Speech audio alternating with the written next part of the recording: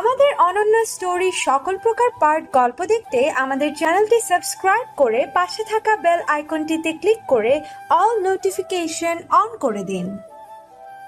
এই পচা ছেলেটা, তুমি ওই লোকটাকে এভাবে মারছো কেন? নিচের এক রাইফেলকে বেধড়ক মারছিল গ্যাংস্টার আদিত্য। লোকটাকে নিচে ফেলে দিয়ে শুট করার জন্য গান বের করতেই হঠাৎ পেছন থেকে মেয়েলি কণ্ঠে কেউ উপরোক্ত কথাটি বলে উঠল। আদিত্য তাড়াতাড়ি করে গানটা ব্লেজারের ভিতর লুকিয়ে ফেলল, যাতে সাধারণ মানুষ গান দেখে ভয় পেয়ে না যায়। এমন একটা সিচুয়েশনে কোনো মেয়ের কণ্ঠ শুনে প্রচণ্ড বিরক্তি আর রাগ নিয়ে পিছনে ফিরে তাকালো আদিত্য। পেছনে ফিরতেই বড়সড় একটা ধাক্কা খেল আদিত্য।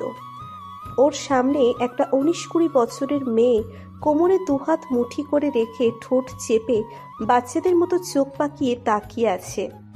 পরনে একটা পিঙ্ক ফ্রক, মাথার চুল দুই দিকে উঁচু করে ছুটি করা, কপালের উপর ছোট করে কাটা কিছু চুল পড়ে আছে। আদিত্যকে তাকিয়ে থাকতে দেখে মেয়েটি আবার শিশুসুলভ ভাবে বলে উঠল, কি হলো, কথা বলছো না কেন? তুমি ওই ভুড়িওয়ালা লোকটাকে এভাবে মারছিলে কেন? তুমি জানো না মারামারি করা পচা কাজ? আমার বাবা বলেছে। মেয়েটির কথায় আদিত্যের ঘোর কাটল। আদিত্য হঠাৎ আবিষ্কার করলো ও একটা মেয়ের দিকে এতক্ষণ তাকিয়েছিল। ব্রেনের হার্ড ডিস্কে সার্চ মেরে কোথাও খুঁজে পেল না যে শেষ কবে ও কোনো মেয়ের দিকে তাকিয়েছিল। না, রেজাল্ট জিরো। তাকানো তো দূরের কথা, আদিত্য কোনো মেয়ের দিকে চোখ তুলেও দেখেছে কিনা সন্দেহ। মেয়ে মানুষ বলতে আদিত্যের কাছে চরম বিরক্তির কারণ ছাড়া আর কিছুই না। আদিত্যের ভাবনার মাঝে মেয়েটি আবারও বলে উঠল, কি হলো, কথা বলছো না কেন? কি বোবা নাকি? এবার একটু ভড়কে গেল আদিত্য। যার সামনে লোক চোখ তুলে তাকাতেও সাহস পায় না, সেখানে এই মেয়ে কখন থেকে বকবক করেই যাচ্ছে। আদিত্য কিছুটা রাগী কণ্ঠে বলে উঠল, হোয়াট? এই মেয়ে, তোমার সাহস তো কম না? তুমি জানো তুমি কার সাথে কথা বলছো? তুমি চেনো আমাকে? মেয়েটি আদিত্যের উপর থেকে নিচ পর্যন্ত কিছুক্ষণ বিচক্ষণ ভাবে স্ক্যানিং করে নিল। তারপর থুতনিতে 2 আঙ্গুল রেখে কিছু একটা ভাবতে লাগলো। মেয়েটির কার্যকলাপ দেখে আদিত্য ভুরু কুঁচকে তাকিয়ে বোঝার চেষ্টা করছে মেয়েটি কি করছে। মেয়েটি হঠাৎ উৎসাহ নিয়ে 2 হাত তালি দিয়ে হাসি মুখে বলে উঠল, আরে হ্যাঁ, আমি চিনে গিয়েছি তোমাকে। এখানে নিশ্চয় কোনো মুভি চলছে, আর তুমি হলে মুভির হিরো, তাই না? এতক্ষণ মার খাওয়া লোকটিকে ধরে রেখেছিল বিহান। মেয়েটির কথা শুনে হঠাৎ ফিক করে হেসে দিল। তবে আদিত্যের চোখ গরম করে তাকানো দেখে সাথে সাথে হাসি বন্ধ হয়ে গেল। আদিত্য আবার মেয়েটার দিকে তাকিয়ে বলল, এই মেয়ে, কি বলছো এসব? কিসের মুভি আর কিসের হিরো? আমাকে দেখে কি তোমার হিরো মনে হয়? মেয়েটি হাসি মুখে বলে উঠল, অবশ্যই, তোমাকে দেখতেও একদম ওই টিভির হিরোদের মতো লাগে, আর ওই হিরোদের মতো মারামারিও করো। দেখেছো আমি কত ইন্টেলিজেন্ট? ঠিক ধরে ফেলেছি। আচ্ছা, আমি তোমাকে পচা বলেছি তার জন্য সরি। হ্যাঁ, হিরোরা তো ভিলেনকে মারবেই, তা না হলে কি আর মজা হবে নাকি? তুমি যাও, ওই ভুড়িওয়ালাকে আরো মারো, আমি দেখবো আর তালি বাজাবো। হ্যাঁ, অনেক মজা হবে।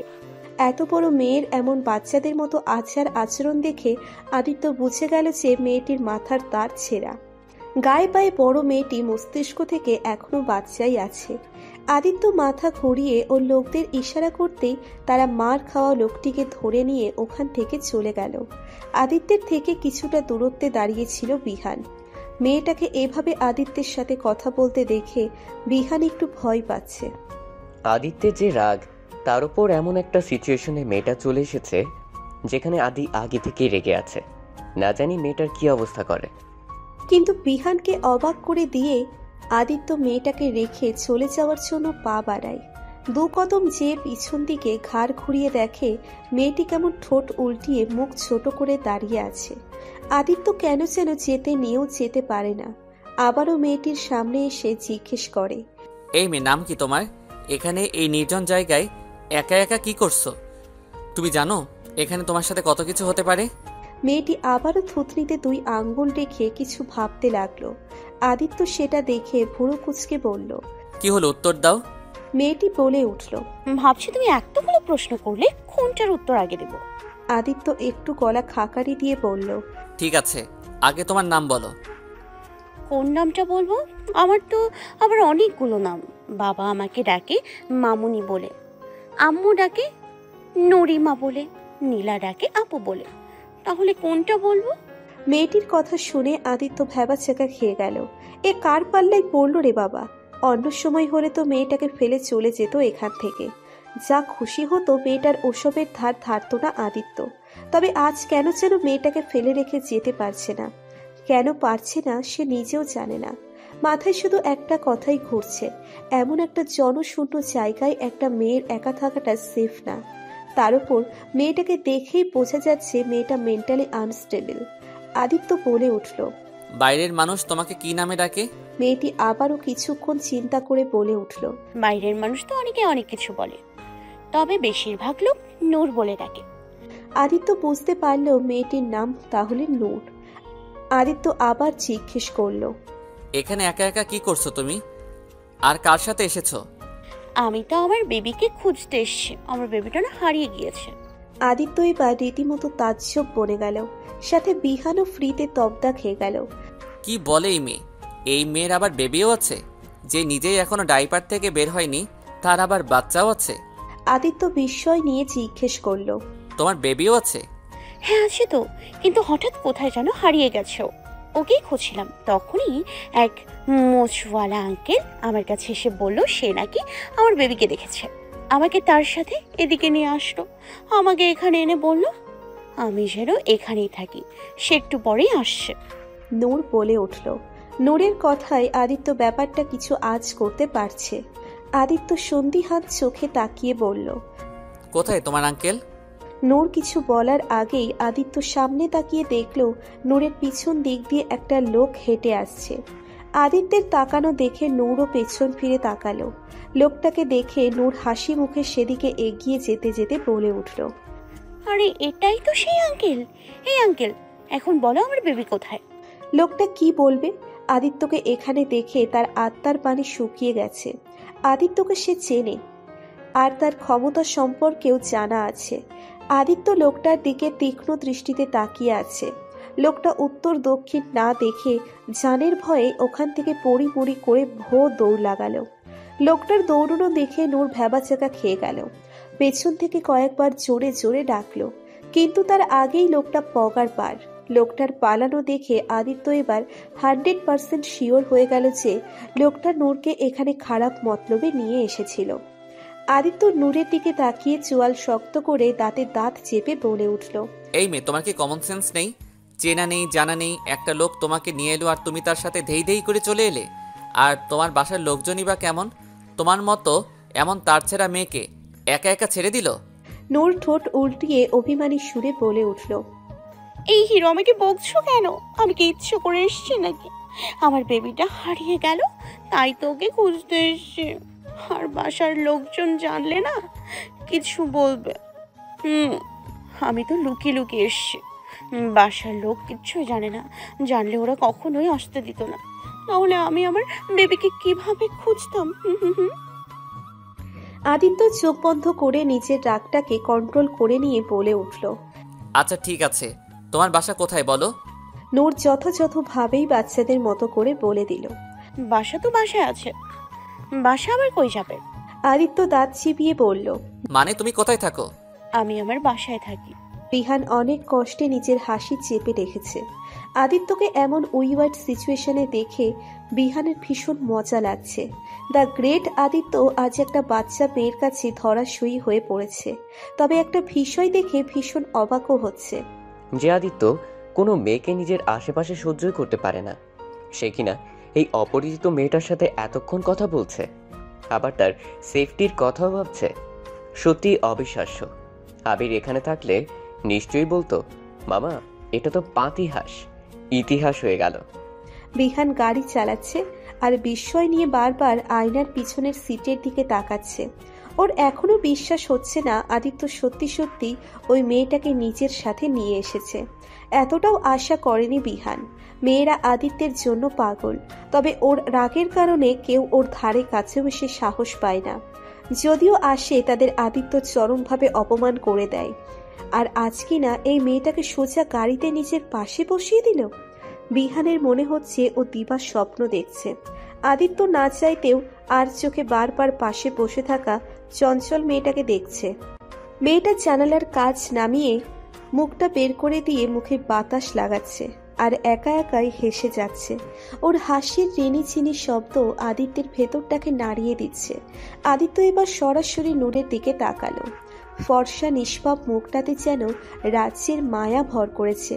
আদিত্য এক ঝটকায় নিজের মাথাটা অন্যদিকে ঘুরিয়ে নিল।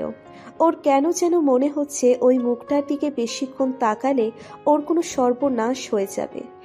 তখন অনেক জিজ্ঞেস করার পরও মেয়েটার কাছ থেকে ওর বাসার বা বাসার লোকজনের কোনো ইনফরমেশন নিতে পারেনি। আর এই অবস্থায় ওখানে মেয়েটাকে একা রেখেও আসতে পারছিল না। তাই অগত্যা নূরকে নিজের সাথে নিয়ে আসে আদিত্য। গাড়িতে উঠেও অনেকভাবে নূরের বাসার সম্পর্কে জানার চেষ্টা করেছে, কিন্তু মেয়েটা কিছুই বলতে পারে না। আদিত্যের ভাবনার মাঝেই হঠাৎ মেয়েটি চিল্লিয়ে বলে উঠল, এই গাড়ি থামো, গাড়ি থামো। আদিত্য চমকে উঠে বলল, কেন, কি হয়েছে? তোমার বাসা কি এখানে কোথাও? নূর শুধু চিল্লিয়েই যাচ্ছে। অগত্যা বিহান গাড়ি সাইড করে থামলো। গাড়ি থামাতেই নূর তাড়াহুড়ো করে দরজা খুলতে নিলেই আদিত্য বলে উঠল, আরে হয়েছেটা কি সেটা তো বলবে। এখানে নামছো কেন? আরে আমার বেবি, আমার বেবি। তোমার বেবি এখানে? নূর ততক্ষণে গাড়ির দরজা খুলে বেরিয়ে গেছে।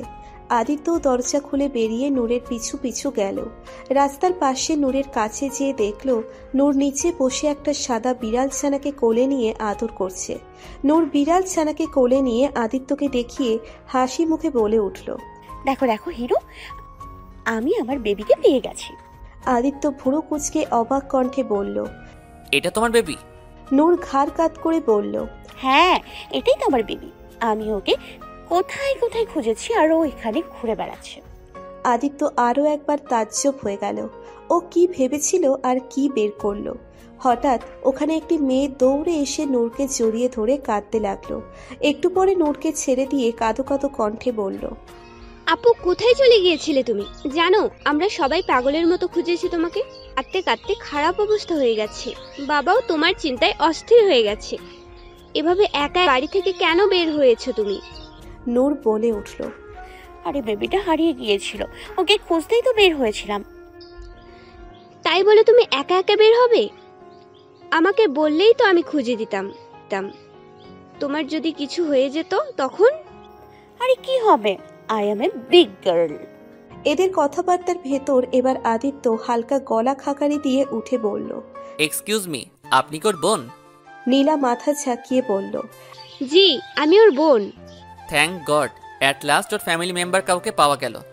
জি, ঠিক বুঝতে পারলাম না, আপনি কে? আর আপুকে কিভাবে চেনেন? আদিত্য কিছু বলার আগেই নূর প্রফুল্ল কণ্ঠে বলে উঠল, আরে নীলা, ওকে চিনলি না? ও হলো হিরো। এই হিরো, তুমি বলো না তুমি কত বড় হিরো। নীলা বুঝতে না পেরে বলল, মানে? আদিত্য বলে উঠল। আরে ওর কথায় ধ্যান দিয়েন না, আমি আপনাকে সবটা বলছি। তারপর আদিত্য নীলাকে সবটা খুলে বলল। নীলা সবটা শুনে আদিত্যকে কৃতজ্ঞতার সহিত বলল, আপনাকে কি বলে যে ধন্যবাদ দিব তা জানা নেই। আপনি জানেন না আপনি আমাদের ওপর কত বড় উপকার করলেন। আপনার এই উপকার আমরা কখনো ভুলবো না। ইটস ওকে, এসবের প্রয়োজন নেই। এরপর থেকে আপনারা ওর খেয়াল রাখবেন। আমি আসি। কথাটা বলে আদিত্য এক পলক নূরের দিকে তাকালো। তারপর সানগ্লাসটা পরে নিয়ে গাড়ির দিকে চলে গেল। গাড়িতে বসতেই হঠাৎ গাড়ির কাছে কেউ টোকা দিল। আদিত্য তাকিয়ে দেখল নূর। আদিত্য দরজায় খুলে দিয়ে বলল, নূর একটা ডেয়ারি মিল্ক চকলেটের প্যাকেট আদিত্যের দিকে এগিয়ে দিয়ে সব সময়ের মতো হাসি মুখে বাচ্চাদের মতো করে বলল, তুমি না অনেক ভালো হিরো, এটা তোমার জন্য। আদিত্য একবার নূরের দিকে তাকাচ্ছে আর একবার ওর হাতে থাকা চকলেটের দিকে তাকাচ্ছে। বিহানও বিস্ময় নিয়ে সামনের গ্লাসে তাকিয়ে আদিত্যকেই দেখছে। ও দেখতে চায় আদিত্য কি করে। আদিত্যকে তাকিয়ে থাকতে দেখে নূর বলে উঠল, আরে কি হলো, নাও। আমি সবাইকে চকলেট দিই না, যাকে আমার ভালো লাগে তাকেই দিই। তুমি অনেক লাকি, তাই তুমি আবার চকলেট পাচ্ছ। নাও নাও। কথাগুলো বলতে বলতে নূর চকলেটটা আদিত্যের শার্টের পকেটে ঢুকিয়ে দিল। তারপর হাত নেড়ে বাই বাই বলল। আদিত্য গাড়ির সিটে হেলান দিয়ে মাত্রই চোখটা বন্ধ করেছিল। হঠাৎ ওর ফোনটা বেজে উঠল। আদিত্য তাকিয়ে দেখল ওর চাচি ফোন করেছে। আদিত্যের ভালো করেই জানা আছে ওর চাচি কেন ফোন দিচ্ছে। তাই ফোন রিসিভ করে কোনো রকম ভনিতা ছাড়াই বলে উঠল, আপনার অ্যাকাউন্টে টাকা পৌঁছে গেছে চাচি, আপনি নিশ্চিন্তে থাকুন। ওকে, রাখছি। কথাটা বলে আদিত্য ফোনটা কেটে দিয়ে একটা দীর্ঘশ্বাস ছাড়ল। সামনের মিররে তাকিয়ে দেখল বিহান ওর দিকে কেমন রাগী চোখে তাকিয়ে আছে। বিহানের এই রাগের কারণ আদিত্য ভালো করেই জানে, তাই দুষ্টুমি করে বলে উঠল, কি রে, এভাবে তাকিয়ে আসিস কেন? মেরে টেরে ফেলবি নাকি? অ্যাক্সিডেন্ট করে আমাকে মেরে ফেলার প্ল্যান করে থাকলে তাহলে বলবো এটা অ্যাবসলিউটলি ফ্লপ আইডিয়া, কারণ এতে আমার থেকে তোরই উপরে যাওয়ার টিকিট আগে কাটবে। বিহান তিরস্কার করে বলল, ভেরি ফানি। মোর হাতি তো থামাইবারই পারতাছি না। তো আটকাচ্ছিস কেন? হাস না, তোর দাঁতগুলো দেখাতো। আরে মুই একবারেই মস্কারির মুডে নাইকা। তুই গোসা হলেও আজ মুই না হইয়া থাকবার পারতাছি না। মুই ভাইবা পাই না যার সামনে হক গলে জৈকা থাকে। এই তুই ওই গোল্ড ডিগার মহিলার সামনে বারবার জৈকা যাস খেলা। তুই কি বুঝবার পারস না? ওই মহিলা তোর টেহা ছাড়া আর কিছুই বোঝে না। বিহান সব সময় এভাবেই কথা বলে। যদিও আদিত্যের সাহায্যে বিহান লেখাপড়া করেছে, তবুও ওই ভাষা ছাড়তে পারে না। আদিত্যও আর কিছু বলে না। দেখ বিহান, আমি সবই বুঝি, তবুও সে যেমনই হোক না কেন সে আমার চাচার স্ত্রী, আর সেই হিসেবে আমার চাচি। আর তুই তো জানিসই, বাবা মা মারা যাওয়ার পরে চাচাই আমাকে মানুষ করেছে। সে না থাকলে আমি হয়তো কখনো এই পর্যন্ত পৌঁছাতেই পারতাম না। তার উপকারের প্রতিদান আমি আমার সারা জীবনেও চুকাতে পারবো না। আর আবির আর আয়াত, ওরাও তো আমার ভাই বোন। হেয়া হইলেও আরে বাদ দে না, আমার এত টাকা পয়সা দিয়ে আমি কি করব? ওরা না হয় একটু খরচ করছে করুক। বিহান আর কিছু বলল না। ও জানে আদিকে বলে কোনো লাভ নেই। ও এমনই। রাত 8:30। আদিত্য মাত্রই বাসায় এসে পৌঁছলো। ভেতরে ঢুকে সোফায় বসে শরীরটা এলিয়ে দিয়ে চোখ বন্ধ করে নিল। বাসায় আসলে আদিত্যের মনটা কেন যেন আপনা আপনি বিষণ্ণ হয়ে ওঠে। ও যে এই দুনিয়ায় শুধুই একা। এই ফাঁকা অট্টালিকাটা ওকে সেটা হাড়ে হাড়ে বুঝিয়ে দেয়। সারা দিন বাইরে বাইরে থাকলেও রাতে যখন বাসায় ফেরে তখন এই একাকিত্ব ওকে কুড়ে কুড়ে খেতে চায়। এই একাকিত্ব যেন ওকে আঙ্গুল দেখিয়ে তিরস্কার করে বলছে, দেখ আদিত্য, এত অর্থ প্রাচুর্য থাকা সত্ত্বেও তুই কত অভাগা। নিজেকে তখন সবচেয়ে অসহায় ব্যক্তি মনে হয়, যার নিজের একান্ত আপন বলতে কেউ নেই। আদিত্যর জীবন সব সময় এমন ছিল না। বাকি সবার মতো ওরও জীবন ছিল হাসি খুশি। বাবার স্নেহ আর মায়ের মমতায় ঘেরা সুখের জীবন ছিল ওর। আদিত্যের বাবা একটা সরকারি চাকরি করত। আদিত্যের পৃথিবী জুড়ে ছিল ওর বাবা মা। কিন্তু হঠাৎ এক কালবৈশাখী ঝড়ে ওর পৃথিবীটা তছনছ হয়ে গেল, কেড়ে নিয়ে গেল আদিত্যের সব কিছু। আদিত্যের যখন 10 বছর বয়স তখন এক অ্যাক্সিডেন্টে আদিত্যের বাবা মা একসাথেই মারা যান। সেদিন থেকেই শেষ হয়ে যায় আদিত্যের সুখের জীবন। আদিত্য পুরো একা হয়ে যায়। আদিত্যকে দেখার মতো কেউ থাকে না।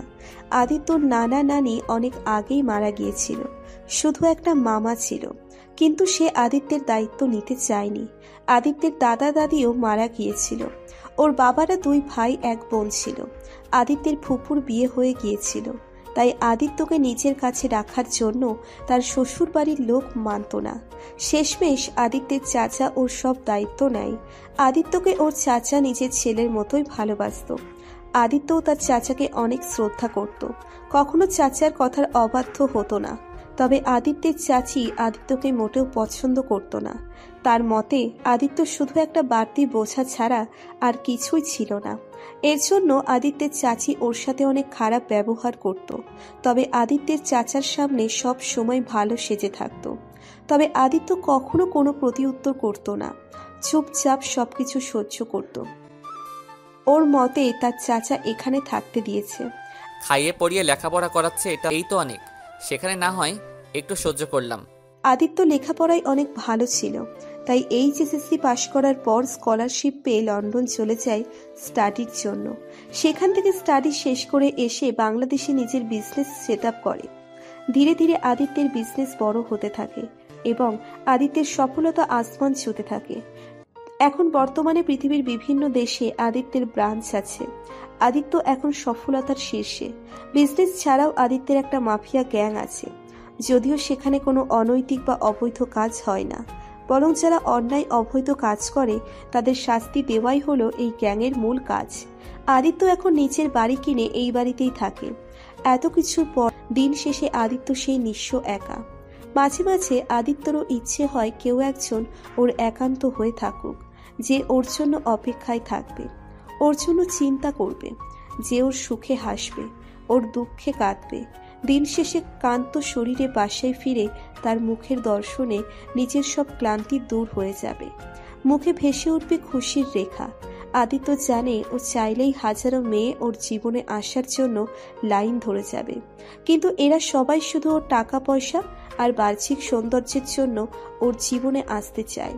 যেমন ওর চাচি, এই মহিলা আগে ওকে দেখতেই পারতো না, আর এখন নিজে থেকেই অধিকার ফলাতে আসে শুধুমাত্র ওর টাকার জন্য। আদিত্য সবই বোঝে, কিন্তু বুঝেও কিছু বলে না। থাক না, নামের হলেও তো আপনজন কেই বা আছে আমার এই নিঃস্ব জীবনে, একমাত্র বিহান ছাড়া। বিহান ছোটবেলা থেকেই আদিত্যের সাথে থাকে। আদিত্যের যখন 12 বছর বয়স তখন বিহানকে পেয়েছিল আদিত্য। বিহানেরও এই দুনিয়ায় আপন বলতে কেউ নেই। রাস্তায় রাস্তায় পানি বিক্রি করত। একদিন আদিত্য রাস্তা দিয়ে হেঁটে স্কুলে যাচ্ছিল। হঠাৎ ওর দিকে একটা গাড়ি ব্রেক ফেল করে ওর দিকে ছুটে আসতে থাকে। সেই মুহূর্তে বিহান আদিত্যকে হাত ধরে টান দিয়ে বাঁচিয়েছিল। সেদিন থেকেই আদিত্য বিহানকে নিজের বন্ধু বানিয়ে নেয়। যতটা পারত বিহানকে সব কিছুতে সাহায্য করত। নিজের বিজনেস শুরু হওয়ার পর থেকে বিহানকে নিজের সাথেই রাখে আদিত্য। তবে আদিত্যের বাড়িতে থাকে না, আদিত্যের বাকি স্টাফদের মতো স্টাফ কোয়ার্টারে থাকে। আদিত্য অনেক বলেছে ওর সাথে ওর বাসায় থাকতে, কিন্তু বিহানের একটাই কথা, বন্ধু হলেও ও আদিত্যের স্টাফ, তাই ও স্টাফ কোয়ার্টারেই থাকবে। তাই আদিত্য আর কিছু বলে না, ওর যেভাবে ভালো লাগে সেভাবেই থাকুক।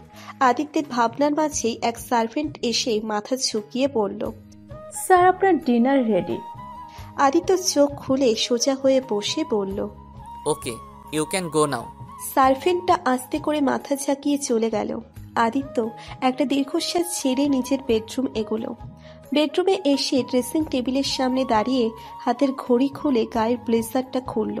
শার্টের বোতাম খুলে শার্টটা খুলতেই নিচে কিছু একটা পড়ার শব্দ হলো। আদিত্য ভুরু কুঁচকে নিচে তাকিয়ে দেখল চকলেটের প্যাকেট। নিচু হয়ে চকলেটটা হাতে নিল আদিত্য। চকলেটটা দেখে হঠাৎ নূরের কথা মনে পড়ে গেল।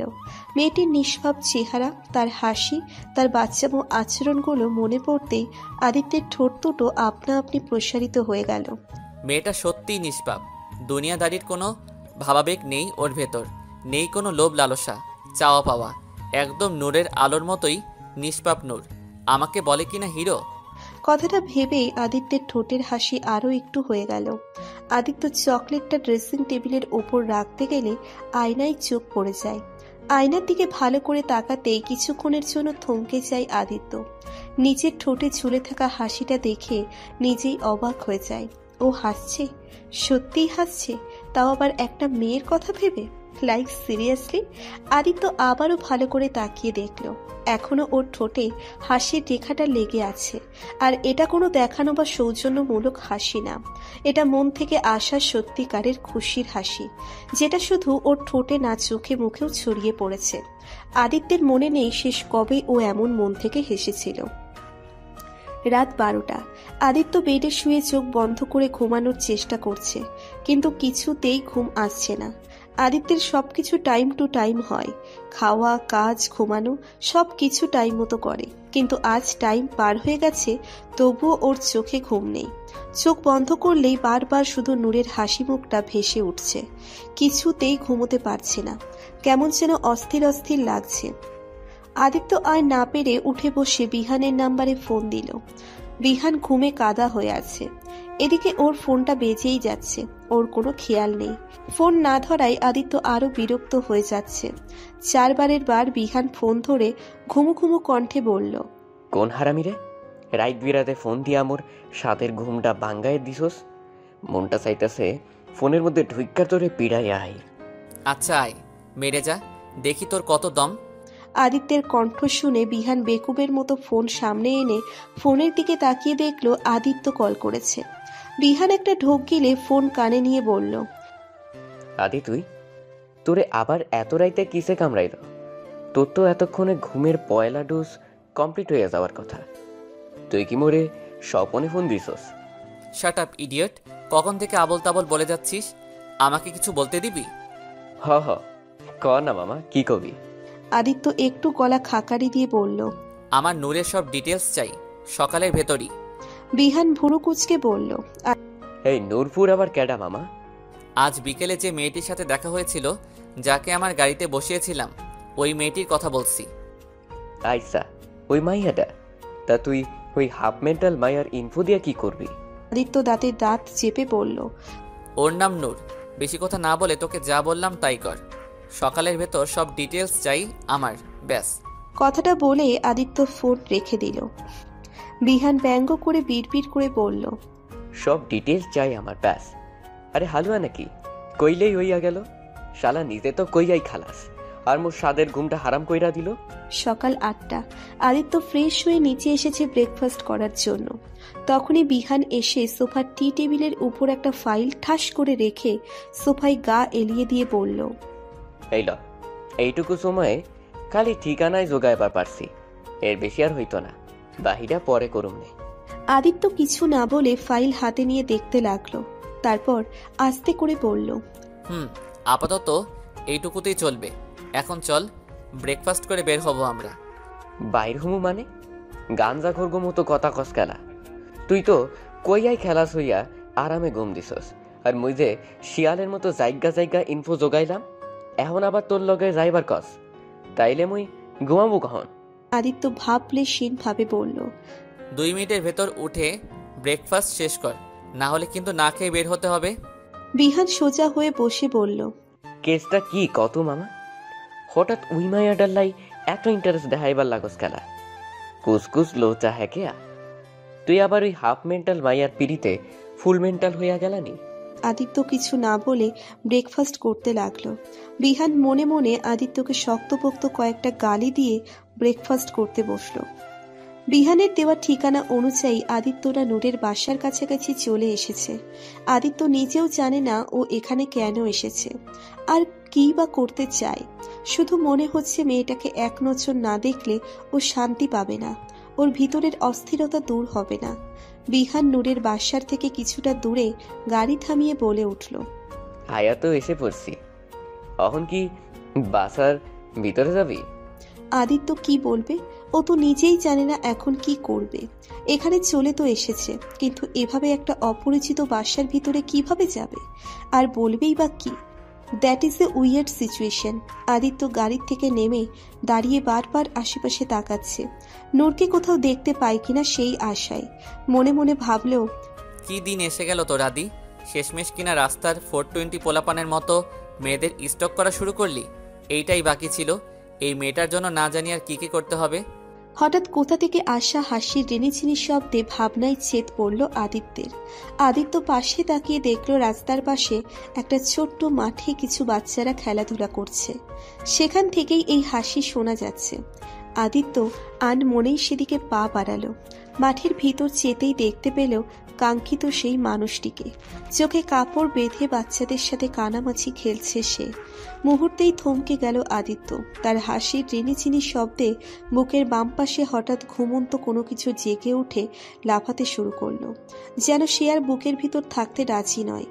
আদিত্য নূরের দিকে তাকিয়ে থাকতে থাকতে খেয়াল করলো, কাল রাত থেকে ওর ভিতর যে অস্থিরতা কাজ করছিল এখন আর তার ছিটে ফোটাও নেই, বরং সেখানে এখন একরাশ প্রশান্তি আর ভালো লাগা কাজ করছে। আদিত্যের ঠোঁট জোড়ায় ভেসে উঠল আবারও সেই ভালো লাগার হাসি।